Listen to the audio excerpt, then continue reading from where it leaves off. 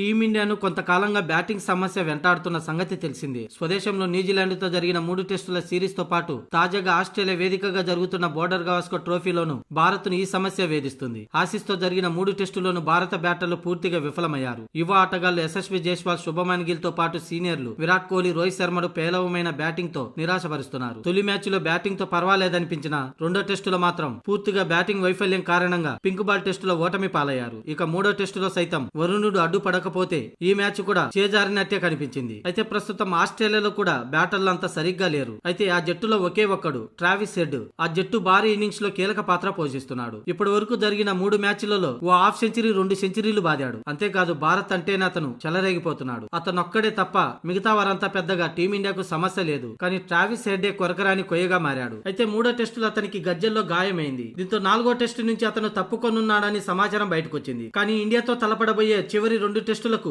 Australia స్క్వాడ్ను ప్రకటించింది. అందులో Travis head పేరు కూడా ఉంది. ఇక ఇదే సందర్భంగా ట్రావిస్ హెడ్ కూడా మాట్లాడుతూ తన గజ్జల్లో గాయం చిన్నదే అని టీమిండియాతో జరిగే తర్వాత మ్యాచ్ లో ఆడేందుకు సిద్ధంగా ఉన్నట్లు ట్రావిస్ హెడ్ అన్నాడు. మేము 3వ టెస్టులో గెలవాల్సింది. వర్షం కారణంగా పదే అంతరాయం కలిగించడంతో మ్యాచ్ డ్రా కావాల్సి వచ్చిందని, ఒకవేళ మ్యాచ్ కనీసం 4 రోజుల పాటైనా సరిగ్గా జరిగి ఉంటే మా వైపు గెలిచే అవకాశాలు ఉండేవని, కానీ 4గో టెస్టు మెల్బోర్న్ లో మాత్రం తప్పక గెలుస్తామనే ధీమా వ్యక్తం చేశాడు ట్రావిస్ హెడ్. గతంలో వరుసగా 2 సార్లు మేము మెల్బోర్న్ లో భారత్ పై బాక్సింగ్ డే టెస్టులో ఓడిపోయాం. కానీ ఈసారి గెలిచి తీరుతామని ధీమా వ్యక్తం చేశాడు.